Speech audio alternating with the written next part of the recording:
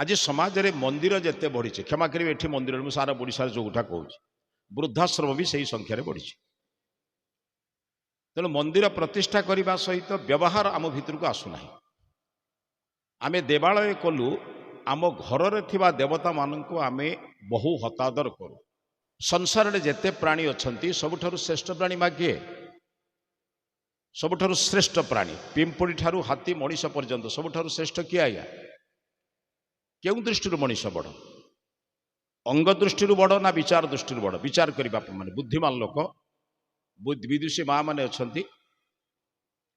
आम समस्तंकर दांत आम प्रतिदिन बड़ बड़ दामिका पेस्ट रे दांत घसु बबुल दंतकांति कोलगेट आदि केते केते दामिका घसु आम समस्तंकर दांत गोटे पटे रखिबा आदौ दांत घसु नथिबा हाथीर दांत गोटे पटे रखिबा लोके का दांत नेबे हाथी दांत नेबे ना आपण दांत नेबे आम समस्तंकर केश केउ कारपिन भली दामी दामी तेल मारुथिबा आपण मानकर केश को गोटे पटे रखिबा मेंढार केश गोटे पटे रखिबा लोके का केश नेबे आया वर्ष वर्ष ब्यूटी पार्लर रे गोटे झील को बसेबा सबुदिन से सज्जित हब ताकू गोटे पटे रे बसेबा वर्षा दिन रे मयूर पुच्छ खोलिबो लोके काहा को देखिबे वर्ष वर्ष या पर संगीत चलिबो आपण माने अछंती वर्ष वर्ष संगीत साधना करुवा संगीतज्ञ मानकर गीत गोटे पटे चलो बसंत ऋतु में मयूर शब्द हम मु बसंत ऋतु में कोईली गीत गायब लोके क्या गीत शुणे कौ दृष्टि मनीष बड़ मो कथा बुझन तो मनीष जो दृष्टि बड़ से दृष्टि की से दृष्टि देनी बरंग निजर अंग प्रत्यंग को सजेवाई दृष्टि देटा को ही से वर्तमान भावुची या द्वारा मु प्रतिष्ठित हेबी परिचित हेबी अन्य मानक आगे निजको सुंदर भाव में प्रतिष्ठा करे मनीष जो दृष्टि बड़ से कथा को से चिंतन करेनि आज मनीष परिचित होची भवन द्वारा होताब किए ना यही घरे जाए घरटा यहाँ माने घर रे होताब परिचित किंतु होताओं आउ किसी परिचय ना माने भवन वर्तमान होता को परिचित करुच्ची किंतु भावना मनीष मनीष को वर्तमान प्रबुद्ध परिचित करोनी भद्रकर जड़े उदार लोक शांत लोक भद्र लोक एवं परिचित लोक परोपकारी लोक लोक हितोपदेश दियंती जो लोक से लोक होता ए परिचय मोर हो ना गाड़ी रे परिचित बाड़ी रे परिचित भवन रे परिचित किंतु भावना रे मु परिचित नुहे मु पर उपकार करे देखुं पड़िशा लोक ठार आरंभ कर अन्य मानकर उपकार जे करे सी होउचंती राम कि सी होउचंती गोपाल शब्दटा आज लोकर परिचय कौन मानवर परिचय होची जने संस्कृत विद्वान पाखे बस जानी था मानव क्या कौन जानी निरुक्त शास्त्र रे मनुष्य शब्दर अर्थ कराला मत्वा कर्मणि शिव्यती मनुष्य विचार पूर्वक जे कर्म रे प्रवेश करे ताकू कहती मनुष्य कर्म करिला परे जे विचार विहीन भाव में अनुताप करे ताकू मनुष्य कहते नहीं आमे तांको आम दृष्टि रे राक्षस असुर आदि शब्द प्रयोग करूँ तेणु विचार कौन करवा मनुष्य क्या कहते ना जे काम करने पूर्व विचार करे संसार में जिते प्राणी अच्छा परमात्मा केवल मनुष्य को विचार कर क्षमता देते पशु विचार करे ना पशु देखे भी मत से काम करे पशु माने कौन बुझे पश्यति इति पशु केवल जे देखे बुझे ना बुझीपार तो दीप जलुछि गोटे पोक जाई पड़ा गोटे पतंग जाई पड़ा से पतंग आउ फेरिला नहीं किंतु ता पर पतंग मध्य कहूची मु सही पुणी निया को जीवी जाऊँ ना नहीं हेतु भागवत रे कहला अनल दक्षिण पतंग जेन्हे हुअंती उदवेग गोटे बाड़ी आपण रखी गोटे मेंढा को डेई देबे बाड़ीटा आपण काढ़ी देबे मेंढा डेई डेई जीव कारण तार विचार नहीं से जतिक विचार एक स्वाभाविक ज्ञान ताको देइछन्ति परमात्मा मनुष्यर ज्ञान होची शैक्षणिक ज्ञान बुझते दी प्रकार प्राणी गोटे होचंती स्वाभाविक ज्ञान गोटे होची शैक्षणिक ज्ञान कौन से गोटे मनीष को आपण आदौ शिक्षा दिंतु ना वैज्ञानिक माने परीक्षा कर भारतर नुहे माने संपूर्ण विश्वर 7 जन वैज्ञानिक चेष्टा कले मनुष्य को खाइबा को दिया जीवो बणरे छाड़ी दिया जीवो किंतु काहारी सहित संपर्क सामाजिक संपर्क करा जीवो नाही से कौन शिखुची 7-8 ବର୍ଷ ପରେ ଦେଖିଲେ ସେମାନେ ବାଘ ହାତୀ ଭଳି ଚାରି ପାଦରେ ଚାଲୁଛନ୍ତି, ବଣଜନ୍ତୁଙ୍କର ଶବ୍ଦ ପରି ଶବ୍ଦ କରୁଛନ୍ତି। ଆପଣ ଜାଣନ୍ତୁ ମନୁଷ୍ୟ ହେଉଛି ଶୈକ୍ଷଣିକ ପ୍ରାଣୀ, ବିନା ଶିକ୍ଷାରେ କିଛି ପାରିବ ନାହିଁ। ଭଲରେ ଏବେ ପ୍ରସଙ୍ଗକୁ ଆସୁଛି ମୁଁ। ଶିକ୍ଷା ସ୍ୱୟଂ ପାଏ ନାହିଁ, ଶିକ୍ଷା ଅନ୍ୟଠାରୁ ମିଳେ। ଶିକ୍ଷା ଯେ ଦିଅନ୍ତି ତାକୁ ଆମେ ଶିକ୍ଷକ କହୁ, ଅଧ୍ୟାପନା କରନ୍ତି ଅଧ୍ୟାପକ କହୁ, ଯିଏ ଆମକୁ ଆଚରଣରେ ଶିଖାନ୍ତି ତାକୁ ଆଚାର୍ଯ୍ୟ କହୁ, ଯେ ନିକଟରେ ବସି ପାଠ ପଢ଼ାନ୍ତି ତାକୁ ଆମେ ଉପାଧ୍ୟାୟ କହୁ।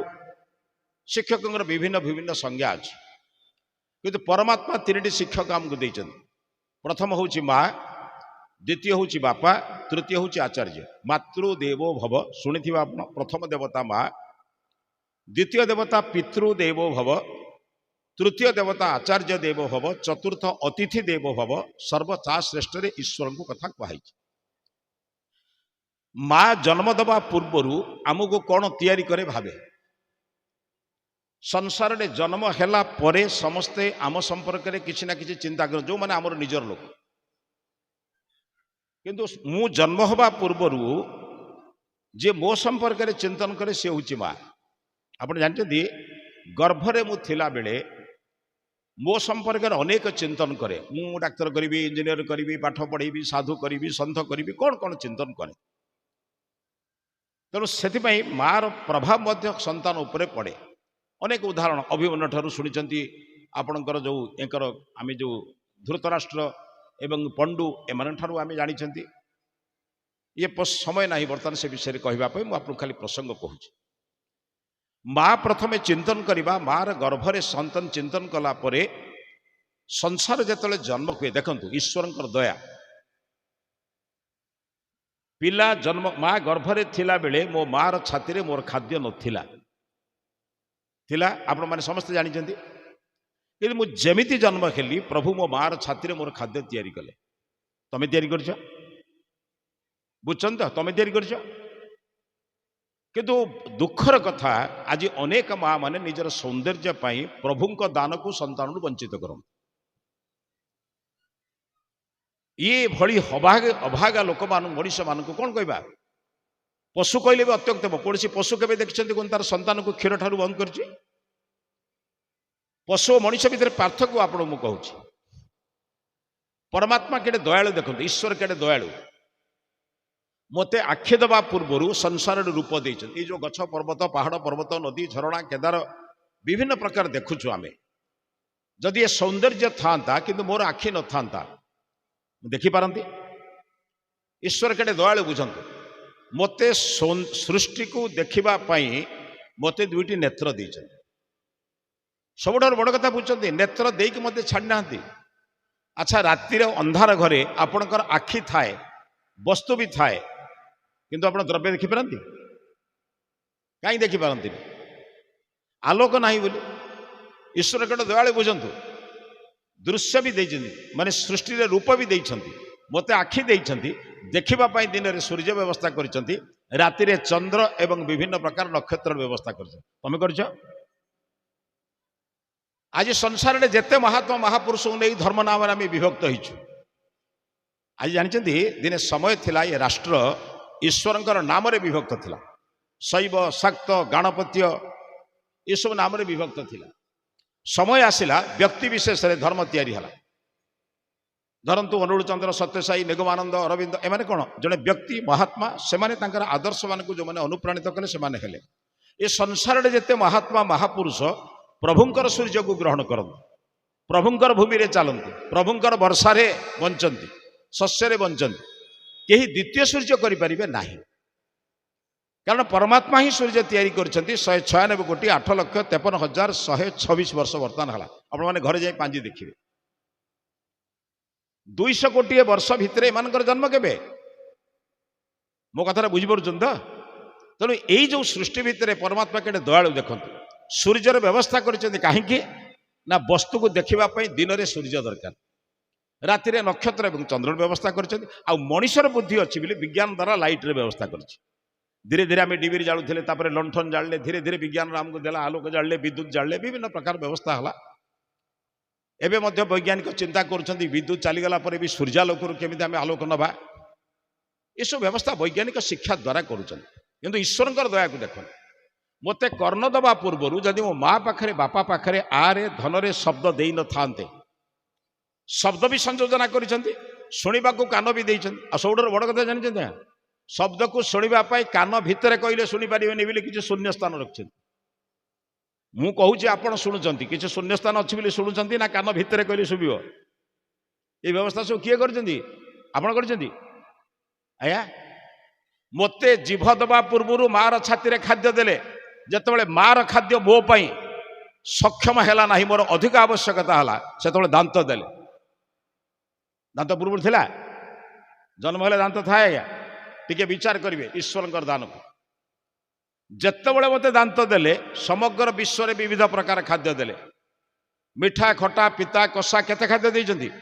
ଗୋଟିଏ ଭୂମିରୁ ଆମ୍ବ ମିଠା ହେଲେ ଗୋଟିଏ ଭୂମିରୁ ଲେମ୍ବୁ ଖଟା ହୁଏ।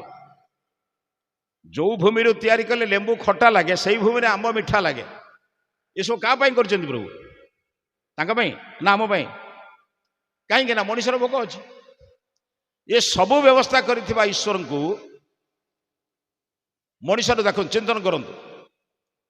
ମା ମୋର ପିଲା, ଛୋଟ ପିଲାଟିଏ, ମୁଁ ବାମକୁ ଡାହାଣକୁ ଯାଇପାରିବି ନାହିଁ, ଏକମାତ୍ର ସମ୍ବଳ ମୋର ହଉଛି କାନ୍ଦିବା। ଛୋଟ ପିଲାଟିର ସମ୍ବଳ କ'ଣ? କାନ୍ଦିବା। ଆପଣ ଜାଣିଛନ୍ତି ମା ମାନେ କି ପାଠ ପଢିଛନ୍ତି ଭଗବାନ ଜାଣିନି, ମୁଁ କୋଉ ସ୍କୁଲରେ ବି କଲେଜରେ ସେ ପାଠ ନାହିଁ। ସେ କାନ୍ଦିବା ଭିତରେ ଚାରିଟା ଜିନିଷ ଜାଣିନିଅନ୍ତି। ପରିସ୍ରା କରି ଓଦା ହେଲାଣି, ଭୋକ ଲାଗିଲାଣି, ପିଠି କାଟିଲାଣି, ମା କୋଳକୁ ଯିବା ପାଇଁ ଇଚ୍ଛା କରୁଛି। ଏ ଚାରିଟା ଯାକ କଥା ମା ବୁଝିଦିଏ।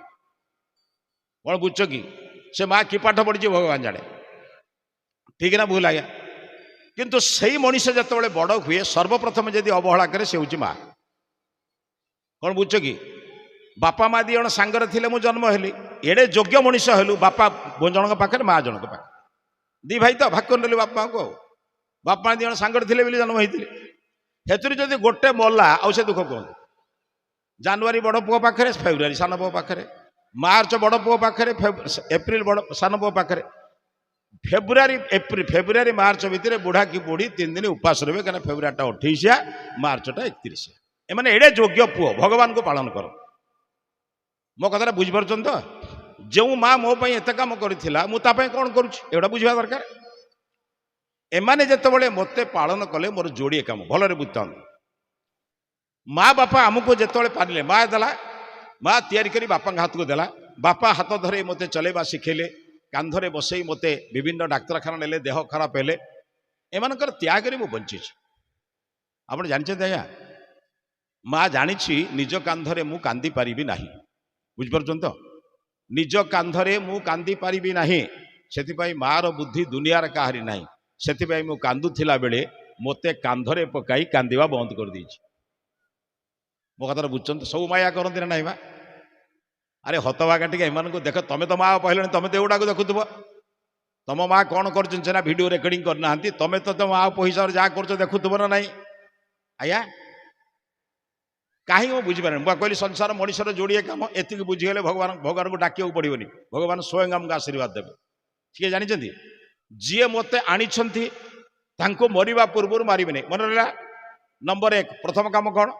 ଯିଏ ମୋତେ ଆଣିଛନ୍ତି ମୁଁ ତାଙ୍କୁ ମରିବା ପୂର୍ବରୁ ମାରିବି ନାହିଁ। ମୁଁ ଯାହାକୁ ଆଣିଛି ସମାଜରେ ସେଗୁଡ଼ିକୁ ଭ୍ରଷ୍ଟାଚାରିଣୀ କରାଇବି ନାହିଁ। ଦିଟା କଥା ମନେ ରହିଲା ତ ସାର୍? এই ଦୁଇଟା କଥା ମୁଖସ୍ଥ କରିବେ। ମୋତେ ଯିଏ ଆଣିଛନ୍ତି କିଏ? ମୋର ମା ବାପା। ଏମାନଙ୍କୁ ମରିବା ପୂର୍ବରୁ ମାରିବି ନାହିଁ, ଅନ୍ଧ ମୃତ୍ୟୁ ପର୍ଯ୍ୟନ୍ତ ସେବା କରିକରି ନେବି। ସେମାନେ ଯେମିତି ମୁଁ ପିଲାଟି ଥିଲାବେଳେ ମଳମୂତ୍ର ପରିଷ୍କାର କରୁଥିଲେ, ମୋ ପାଇଁ ରାତି ଉଜାଗର ହେଉଥିଲେ, ମୋତେ ରୋଗ ହେଲେ ସେମାନେ ଚାହିଁ ମୋତେ ଶୁଆଉଥିଲେ, ଏବଂ ଅନେକ ପ୍ରକାର କଥା। ମା ବହୁତ ମିଛ କହି ମୋତେ କେବେ ଖୁସି କରାଉଥିଲେ। ଅଛି ନା? ଜାଣିଛନ୍ତି ନା, ଦୁନିଆରେ ଦିଟା ମିଛରେ ମଣିଷ ବଞ୍ଚେ। ଗୋଟେ ହଉଛି ମା କହିବ ଯାହା ମାଗିବ ମୁଁ ତୋତେ ଖାଇବାକୁ ଦେବି, ଘରେ କିଛି ଥିବନି। କିନ୍ତୁ ମା କେବେ କହିବନି ତୋତେ ମୁଁ ଯାହା ମାଗିବ ଦେବିନି। ପୃଥିବୀରେ କୌଣସି ମା କେବେ ତା କହିନି। କାଲି ତୁ ପରୀକ୍ଷା ପୂର୍ବରୁ ଯାହା କହିବୁ ଖାଇବାକୁ ତ ଦେବି, ଭଲ ପାଠ ପଢ, କାଲି ପରୀକ୍ଷାରେ ଲେଖିବୁ ଭଲ, କ'ଣ ଖାଇବୁ କହ ମୁଁ ତୋତେ ଦେବି, ସେ କଥା ଥିବନି। ବାପା ସହିତ କଳିକଜିଆ କରିବ ବରଂ, ସେ ଦରକାର ପଡ଼ିଲେ ପୁଅ କେବେ ମିଛ କଥା, ପୁଅ କେବେ ହଇରାଣ କରିବେନି। ଶିଖିଛ ନାହିଁ? ବାପା ସବୁଠାରୁ ବଡ଼ ମିଛ କୁହେ। ପକେଟରେ 5 ଟଙ୍କା ଥିଲେ ବି କହିବ କାଲି ସକାଳେ 5 ଟଙ୍କା ପରୀକ୍ଷା ଫିସ୍ ମୁଁ ଦେବି, ମୋର ରାତିରେ କାହା କତିରୁ ଧାର ମାଗେ, ମୋ ବନ୍ଧା ପକାଏ, ମୋ ସାଇକେଲ ବନ୍ଧା ପକାଏ, ଯାହା କରେ। ଆରେ ଏଇମାନେ ତମକୁ ମିଛ କଥା କହିଥାଉ ଯାହାକୁ ବଞ୍ଚେଇଛନ୍ତି ବୋଲି ତମେ ବଞ୍ଚିଛ। ଏମାନଙ୍କୁ ମରିବା ପୂର୍ବରୁ ମାରିବା ନାହିଁ, ବୁଝିପାରୁଛନ୍ତି ତ? ଏମାନଙ୍କୁ ଆମେ ପ୍ରଥମେ ଭାଗ କଲୁ, ଇଏ ହେଲା ଦେବତା। ମନ୍ଦିର ପ୍ରତିଷ୍ଠା କଣ ପାଇଁ ହୁଏ ଜାଣିଛନ୍ତି? ବିଦ୍ୱାନ ବନ୍ଧୁମାନେ କେବଳ ମନ୍ତ୍ର ପଢିଦେଲେ ବିଦ୍ୱାନ ମନ୍ଦିର ପ୍ରତିଷ୍ଠା ହୁଏନି। ପ୍ରତିଷ୍ଠିତ ମନ୍ଦିରରେ ଦେବତା ତିଆରି କଲେ ମନ୍ଦିର ହୁଏ। ଶିଶୁ ମନ୍ଦିର ମାନେ କଣ? ଯୋଉଠି ଶିଶୁମାନଙ୍କୁ ତିଆରି କରାଯାଏ। ଦେବ ମନ୍ଦିର ମାନେ କଣ? ଯୋଉଠି ଦେବତା ତିଆରି ହୁଏ। ପ୍ରତି ମନ୍ଦିରର ସନ୍ଧ୍ୟା ବେଳେ ରାମାୟଣ ମହାଭାରତ ଭାଗବତ ଏସବୁ ପଢା ହଉଥିଲା। ଆଜି ଆଉ ସେ କଥା ନାହିଁ। ଆମର ପତନ କହିଲେ ଆମେ ବର୍ତ୍ତମାନ କୋଉ ସ୍ତରକୁ ଗଲୁଣି କହିପାରିବେ ନାହିଁ ଆଜ୍ଞା। କେବେ କଣ କ୍ଷମା କରିବେ, ମୁଁ କୌଣସି ସମ୍ପ୍ରଦାୟ କଥା କହୁନାହିଁ। କୌଣସି ମୁସଲମାନ ବନ୍ଧୁମାନଙ୍କର କେବେ ଆପଣ ତାଙ୍କର ମସଜିଦରୁ ଏକ ପ୍ରକାର ଆଜାନ ଶୁଣିଛନ୍ତି କି?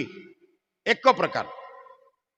ଜଣେ ସେଠି ପଢୁଥିବ, ଆଉ ଜଣେ ସେଠି ପଢୁଥିବ, ଜଣେ ସେଠି ପଢୁଥିବ, ଏକ ପ୍ରକାର ସ୍ୱରରେ ଶୁଣିଛନ୍ତି କି? ଆଜ୍ଞା କହୁନାହାନ୍ତି ମତେ। ଆମ ଭଦ୍ରକରେ ତ ମୁସଲମାନ ବନ୍ଧୁମାନେ ବହୁତ ଅଛନ୍ତି। ଯେତେ ମସଜିଦର ଅଲଗା ଅଲଗା ମୌଲାନା ପଢନ୍ତି ନା ଜଣେ ପଢେ, ନା ଗୋଟିଏ ସ୍ୱରରେ ପଢାଯାଏ? ଆଜି ହିନ୍ଦୁର ପତନକୁ ଦେଖନ୍ତୁ। ଆଜି ସବୁ ମନ୍ଦିରରେ ଗୋଟେ ପ୍ରକାର ଶବ୍ଦ, କାହିଁକିନା ଯନ୍ତ୍ର ବଜଉଛି ଆଉ ଲୋକ ବଜଉ ନାହାନ୍ତି। ଆମେ ଏତେ କୁଢିଆ ହେଇଗଲୁ, ଭଗବାନଙ୍କ ମନ୍ଦିରକୁ ଆସିବାକୁ ଆମକୁ ସମୟ ନାହିଁ, ଆଳତି ବେଳେ ଠିଆ ହେବାକୁ ସମୟ ନାହିଁ, ଘଣ୍ଟାଟିଏ ବଜେଇବାକୁ ସମୟ ନାହିଁ, ଆମେ ଟିକେ କରତାଳ ବଜେଇବାକୁ ସମୟ ନାହିଁ। ମୁଁ ନନାଟା କଣ କରିବ? ବର୍ତ୍ତମାନ ବଜାରରେ ବିକ୍ରି ହେଲାଣି କଣ ସେ ଯୋଉ ଯନ୍ତ୍ର ବାଜା, ତାକୁ ଆଣି ଲଗେଇ ଦେଇ ତାର ଆଳତି କଲା ଆଉ କଣ? ଠିକ ନା ଭୁଲ ଆଜ୍ଞା? ଭଗବାନ ଆମକୁ ରକ୍ଷା କରିବେ ତ? ଭଗବାନ ନାଁରେ ଗୋଟେ ପ୍ରହସନ କରୁଛୁ। ଦେବତା ମନ୍ଦିରରେ ମଣିଷ ତିଆରି ହଉଥିଲା। ଦେବ ମନ୍ଦିରରେ ଲୋକେ ଦେବତା ତିଆରି ହଉଥିଲେ, ନିଜ ଘରକୁ ମନ୍ଦିର କରୁଥିଲେ। ବୁଝୁଛନ୍ତି ତ ଦେବ ମନ୍ଦିର ଲାଭ କଣ? ଗାଁରେ କାହିଁକି ମନ୍ଦିର ସୃଷ୍ଟି ହଉଥିଲା? ଏଇ ମନ୍ଦିରକୁ ମୁଁ ସନ୍ଧ୍ୟାବେଳେ ଆସିବି, ଏଇଠି ରାମାୟଣ ମହାଭାରତ ଗୀତା ଭାଗବତ ଯାହା ପଢିବା କଥା ପଢିବି, କିଛି ବିଚାର ଘରକୁ ନେବି, ସେଇ ବିଚାରଟା ମୋ ଘରେ ତିଆରି କରିବି। ମୋ ମା ପ୍ରତି, ବାପା ପ୍ରତି, ସନ୍ତାନ ପ୍ରତି, ସନ୍ତତି ପ୍ରତି, ଗୁରୁଜନ ପ୍ରତି, ଅତିଥି ପ୍ରତି ପ୍ରୟୋଗ କରିବି। ବୁଝୁଛନ୍ତି ତ? ଆଜି ସେଗୁଡିକ ନାହିଁ ବୋଲି ମନ୍ଦିରରେ ବର୍ତ୍ତମାନ ପଥର ଗୋଟେ ଯାଇ ଠାକୁର ହେଇଗଲା, କିନ୍ତୁ ଆମେ ମନ୍ଦିରକୁ ଯାଇ ଯାଇ ପଥର ହେଇଗଲୁ। ଠିକ ନା ଭୁଲ ଆଜ୍ଞା? କିଏ ତିଆରି କରିବ ଏ କଥା? ଆମେ ଗୋଟେ ପ୍ରହସନ କରୁଛୁ ବର୍ତ୍ତମାନ। କ୍ଷମା କରିବେ ମତେ ଆଜ୍ଞା। ମୁଁ ପଚାରୁଛି ଆଜ୍ଞା, ଏଠି ଯେତେ ଲୋକ ବସିଛନ୍ତି ସତ କହିବେ, ମନ୍ଦିର ଆଗରେ ବସିଛନ୍ତି ମିଛ କହିବେନି। ଆପଣ ଭଗବାନ ଦରକାର ନା ଭଗବାନଙ୍କ ଠାରୁ ଦରକାର? ସତ କହିବେ। ମୋର ମା ଦରକାର, ମା ଲକ୍ଷ୍ମୀ ଦରକାର ନା ଲକ୍ଷ୍ମୀଙ୍କ ଠାରୁ ଦରକାର? ମିଛ କଥା ଗୁଡା। କେବେ ନଡିଆ କଦଳୀ କହିଛନ୍ତି ଦେଇଛନ୍ତି ପ୍ରଭୁ ମୋର କିଛି ଦରକାର ନାହିଁ, ତମେ ଦରକାର? ଛୁଆଟି ଭଳି ବୁଢା ପର୍ଯ୍ୟନ୍ତ ମାଗିଛନ୍ତି, ପୁଅ ଦେ, ଝିଅ ଦେ, ପରୀକ୍ଷାରେ ପାସ କରା, କେସରେ ଜିତା, ୟାକୁ କର, ତାକୁ କର, ତାକୁ କର। କେବେ କହିଛନ୍ତି ନା ପ୍ରଭୁ ମୋର କିଛି ଦରକାର ନାହିଁ, ତମେ ଦରକାର?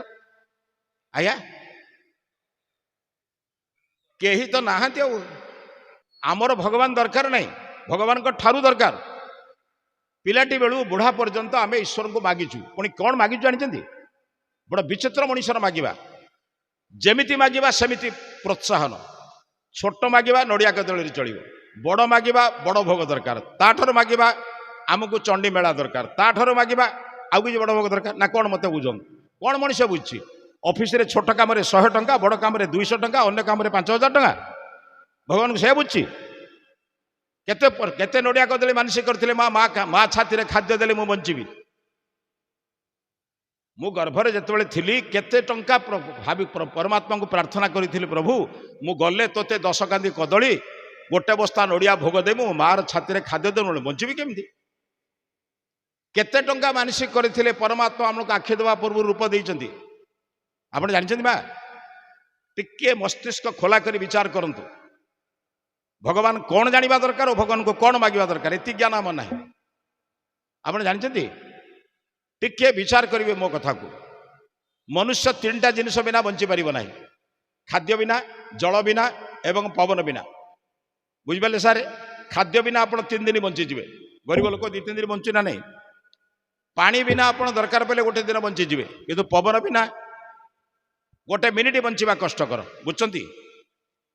ଯେତେବେଳେ ଆପଣ ଖାଦ୍ୟ ପାଇଁ ପରମାତ୍ମା କି ବୁଦ୍ଧି କରିଛନ୍ତି ଦେଖନ୍ତୁ, ଭୂମି ତାଙ୍କର, ବର୍ଷା ତାଙ୍କର, ସୂର୍ଯ୍ୟାଲୋକ ତାଙ୍କର, ହଳ କରିବା ପାଇଁ ଜ୍ଞାନ ବେଦରେ ଦେଇଛନ୍ତି, ବୃକ୍ଷ ବି ତାଙ୍କର, ଲୁହା ବି ତାଙ୍କର। କେବଳ ମଣିଷ ବୁଦ୍ଧି ପୂର୍ବକ ପରିଶ୍ରମ କରି ମଞ୍ଜି ବୁଣିବ, ଘାସ ବାଛିବ, ଖାଇବ। କଣ ବୁଝିପାରୁଛନ୍ତି ତ? ଜଳ ପାଇଁ ଭୂମି ଖୋଳିଲେ पानी पाइब किंतु पवन पाई किसी परिश्रम अच्छी मनीष विदेश गले टिफिन बक्स निए पानी बोतल निए केबे देखते पवन नवा बुझिपारे ये मनीष को जिते आप विचार करूँ बिना प्रार्थना रे जो प्रभु मोर जोठी जेपरी जेतिकी दरकार ठीक सेतिकी सेमिति देइछन मनीष पवन नहले गोटे मिनिट बंची पारिबो नाही सेतिपाई नासा पाखरे सर्वत्र देइछन्ति सर्वदा देइछन्ति कोन या घंटे दे बंद कर इलेक्ट्रिक भलिया पानी टांकी भलिया आमे जेंति पानी दउछन्ति सकाळ 3 घंटा देबे मध्याह्न 2 घंटा देबे रात्रि 3 घंटा देबे इमि पानी देइछन्ति ना पवन सर्वदा देइछन्ति आया अरे भाई से प्रभु को धन्यवाद दियो बजार रे जलखिया खाइला बेले होटेल प्लेट रु चामच खसी पड़े होटेल रे बय आउ गोटे चामच धोई देले आजिकार पिला माने साई साई कहउछन थैंक यू पैसा देखाउछ ना मागणा खाउछ जो प्रभु मागणा रे तुमको सूर्य देले चंद्र देले पृथ्वी देले जल देले वायु देले ताको धन्यवाद देबनी से धन्यवाद माने होची ईश्वर को उपासना सेतिक देबा को हमको समय नहीं सेति गोटे उपासना स्थल तैयारी हला केतरा लोक जिबे आज पर्व होउछि बिली भोजन भाजन भजन होउछि बिली तो आपण बसछन्ती केते जण बसन्ती ये होउछि आम मानकर भक्ति एको जदि आमे भक्ति कहबा विभक्त का कहबा आज समाज रे कोन होइछि मु ठाकुर मंदिर को जाई परिबि नाही मंदिर को मो घर को नै आसी ठीक ना नहीं आपण जते लोक अछन्ती आपण घरे ठाकुर अछन्ती तो आया ये हो मानना ना किछि कहबार अछि अछन्त आपण घरे जेहेतु ठाकुर अछन्ती आपण इच्छा ठाकुर चलती ना ठाकुर इच्छा आपण चलती मंदिर बसन सत कहे आपण इच्छा ठाकुर को चलती ना ठाकुर इच्छा आपण चलती प्रमाण देवी सकाल आज बस धरबार ठाकुर केतला देवे सु सु मोर 9टा बाजे ठाकुर केतला देवे प्राक्टिकल कथा देखो मो कथारे मु ईश्वर को चलाऊँ ना ईश्वर कथारे मु चलुची मनुष्य क्यों स्तर को जाइए आप विचार करूँ जदि बहु लोक शोचंती बोली सूर्य उदय होता नहीं ताले पृथ्वी चलता था तमें आप बहुत लोक आपण निद प्रभु भजन कमे देवे मनुष्य औद्धत्य ए अभिमान ये गर्व भगवान यही दुख को दियन मो घरे भगवान अच्छा भगवान को कथा मुझे आगे मानवी ना क्या मानवी आज्ञा आप जानते हैं बहुत सुंदर बहु माने आपण मान भीतर अच्छा बहु सुंदर झील माने भी अच्छा माँ माने भी अच्छा जो माने परिवार मुख्य निर्देश को मानती बा गुरुजन मान प्रति भक्ति अच्छी से माने कौन करते जो दिन ससुर सासू आसता कि गुरुजन माने घर को आसता बंधु बांधव माने घर को आसता विद्वान पंडित साधु सन्त माने घरे था जानते ये माँ मान को निद हुए कहीं जानते ना भोर पंडित जड़े उठे कि ज्ञानी लोक उठे पानी टिके दरकार स्नान पानी दरकार जड़े साधु सन्त मो घरे अच्छा नियम अनुसार मुझे पानी जोगेबी गरम पानी जोगेबी कि कौन जोगेबी माटी ठिया था ना ना अपेक्षा करता ना ना ना साधु सन्त को निज इच्छा चलती आया बाबा जी शोई जड़े कह आज्ञा आप शोथे मुझे उठी था पर्यंत से आ दिने तुम घर को आसो आया भगवान को आप जबरदस्ती कहते मुझे उठिले तोर पूजा हम तो समय को आम पूजा करें भगवान आम घर अच्छा तो अरे किसी मस्तिष्क खेलेबानी केमती हम भगवान ये विचारटा कहीं देते पशु मान कि मो घरे शशुरटी अच्छी शशुर 7टा बेले चाह पीती मु जड़े बहु हिसाब से मोर कर्तव्य हूँ मो इच्छा चाह देवी शशुर आवश्यकता बेले चाह देवी ये हूँ पिता मान प्रति श्रद्धा ठीक ना नहीं ना बुढ़ा बुढ़ी को कह जो मो इच्छा हम देवी उदाहरण बहुत देखुचे मंदिर बहुत बढ़ला एपाई पितामाता भक्ति कमिला वृद्धाश्रम बढ़ला कौन मिलला मते मु पचार आज्ञा जदि मंदिर संख्या बढ़ला मंदिर भक्ति बढ़ला नहीं मु समय दे पारे ईश्वर पाखे बस प्रार्थना कर पारे हे प्रभु सबकि मते बिना मागिबारे देइछ मु आपण पाखे प्रार्थना करुछि मते टिके भक्ति प्रदान कर गुरुजन मान प्रति भक्ति करी लघुजन मान को निर्माण कर जोड़िए काम पा कहली बापा माँ को मरिबा पूर्व मारिबी नाही पिला माननकु केबे मो ठारू उत्तराधिकारी करी मुझे अधिकार पाई उत्तराधिकारी पिला माननकु कौन कहती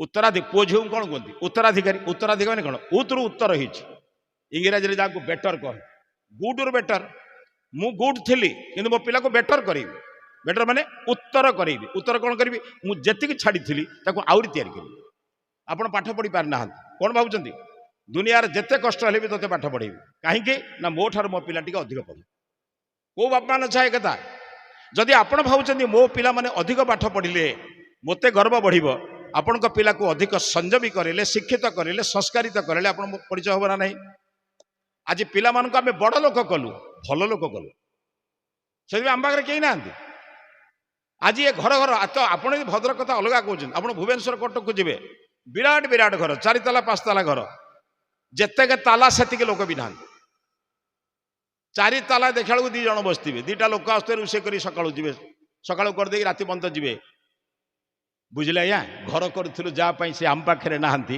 ଆମେ ଘର କରିଥିଲୁ ବୋଲି ଘରର ଜଗୁଆଳି ହେଇ ଜଗିଛୁ କଥାଟା ଶୁଣିବାକୁ କଷ୍ଟ କିନ୍ତୁ ଏହା ସତ୍ୟ କଥାଟା ବୁଝୁଛନ୍ତି ତ କାହିଁକି ତାର ଅଭ୍ୟାସ ଯେ ମୂଳ କଥା ଘରେ ପିଲାଙ୍କୁ ଆମେ ସମ୍ପତ୍ତି ଦେବୁ ସଂସ୍କାର ଦେଇନୁ ସମ୍ପତ୍ତି ଦେଇଛୁ ସମ୍ପତ୍ତି ରୋଜଗାର କରିବାର ବାଟ ବି ତିଆରି କରିଛୁ ବାବୁରେ ବଡ଼ ଲୋକ ହବୁ ପାଠ ପଢ଼ିବୁ ଡାକ୍ତର ହବୁ ଇଞ୍ଜିନିୟର ହବୁ ଗୋଡ଼େ ପଇସା ରୋଜଗାର କରିବୁ ପଇସା ରୋଜଗାର କରିବାର ମେସିନ୍ କଲୁ କିନ୍ତୁ ଚିନ୍ତନ ସଂସ୍କାର ଦେଲୁ ଯେଉଁ ଘରେ ସାଙ୍ଗରେ ଭଜନ ହୁଏ ସାଙ୍ଗରେ ଭୋଜନ ହୁଏ ସେ ଘରେ କେବେ ବିଭାଜନ ହୁଏ ବୁଝୁଛନ୍ତି କେବେ ବିଭାଜନ ହୁଏ ପିଲା ଯେତେ ଦୂରରେ ଥିଲେ ବି ଆଜିକାଲି ପିଲାମାନଙ୍କର ଗୋଟେ ବଡ଼ କଥା ଜାଣିଛନ୍ତି ଆମେ ପିଲାମାନେ ତ ବହୁତ ଆମେରିକାରେ ଇଂଲଣ୍ଡରେ ବହୁତ ଦୂରରେ ଅଛନ୍ତି ଆମେ ଆଉ କ'ଣ କରିବୁ ସେଠି ଗୋଟେ ସୁନ୍ଦର ଉଦାହରଣ ଆପଣମାନଙ୍କୁ ଦେଉଛି ଆଜି ସମୟ କେତେ ଜଣେ ପିଲାଟି ମୋତେ କହିଲା ପ୍ରବଚନ ଶୁଣିଲା କହିଲା ସାରା ପଣ୍ଡିତ ଆପଣ କହୁଛନ୍ତି ବାପାଙ୍କ ସେବା କରିବା ପାଇଁ ମୁଁ ତ ପାଠ ପଢ଼ିଲି ମୁଁ ତ ଆମେରିକାରେ ଚାକିରି କଲି ସେଇଠି ବି ବିବାହ କଲି ଆମେ ତ ସ୍ୱାମୀ ସ୍ତ୍ରୀ ସେଇଠି ରହିଲୁ ବାପାଙ୍କ ସେବା କେମିତି କରିବୁ ମୁଁ କହିଲି ବାବା ଠିକ୍ ଅଛି ବାପା ମାଙ୍କ ସେବା କରିପାରିବ ନା ଏଇଟା ଠିକ୍ ଅଛି ବାପା ମା ତମକୁ ସେବା କରିଥିଲେ ନା ହଁ କରିଥିଲେ ମୁଁ କହିଲି ବାପା ମା ଯେଉଁ ସେବା କରିଥିଲେ ତମର ସେଇଟା ଋଣ ଅଛି ନା ନାହିଁ ନା ଅଛି ମୁଁ ସୁଝିବା ଉଚିତ ନା ନାହିଁ ମୋ କଥାଟା ବୁଝୁନ ତମେ ବ୍ୟାଙ୍କରୁ 5 ଲକ୍ଷ ଋଣ କରିଛ ତମେ ଯଦି ଋଣ ନ ସୁଝିବ ତମ ପୁଅ ଝିଅ ସୁଝିବେ ନା ନାହିଁ ତମ ଜମ୍ବାଡ଼ି କୋରକ ହବ ନା ନାହିଁ ଆମ ସମାଜରେ 3ଟି ଋଣ ଥାଏ ସେଥିପାଇଁ ପ୍ରତ୍ୟେକ ଲୋକ ଯଜ୍ଞ ପବିତ୍ର ପିନ୍ଧେ ଜାଣିଛନ୍ତି ପିତୃ ଋଣ ଋଷି ଋଣ ଦେବ ଋଣ ଦେବ ଋଣ ମାନେ ସୂର୍ଯ୍ୟ ଚନ୍ଦ୍ର ଗ୍ରହ ନକ୍ଷତ୍ରଙ୍କର ସବୁ ଆଲୋକ ନେଇଛି ବର୍ଷା ନେଇଛି ତେଣୁ ତାଙ୍କ ପାଇଁ ଯଜ୍ଞାଦି କାର୍ଯ୍ୟ କରି ଋଣ ସୁଝିବି ଋଷି ଋଣ ମାନେ ସବୁଦିନ କିଛି ନା କିଛି ସୁନ୍ଦର ପୁସ୍ତକ ପଢ଼ିବି ସୁନ୍ଦର ଜ୍ଞାନ ଅର୍ଜନ କରିବେ ତାକୁ ଜୀବନରେ ପ୍ରୟୋଗ କରିବେ ଏଟା ହେଲା ଋଷି ଋଣ ପିତୃ ଋଣ ମାନେ ବାପା ମାଙ୍କୁ ମୃତ୍ୟୁ ପୂର୍ବରୁ ମାରିବେ ନାହିଁ ଏବଂ ନିଜେ ଭଲ ବାପା ମା ହେବେ ମାନେ ମୋର ସନ୍ତାନଙ୍କୁ ମଧ୍ୟ ମୁଁ ଦୁରାଚାରିଣୀ କରାଇବି ନାହିଁ ଏ କଥା ମୁଁ ଆଗରୁ ତ କହିଲି ଆପଣ ତାହେଲେ ସାର୍ ଆମେ କେମିତି ସୁଝିବୁ ମୁଁ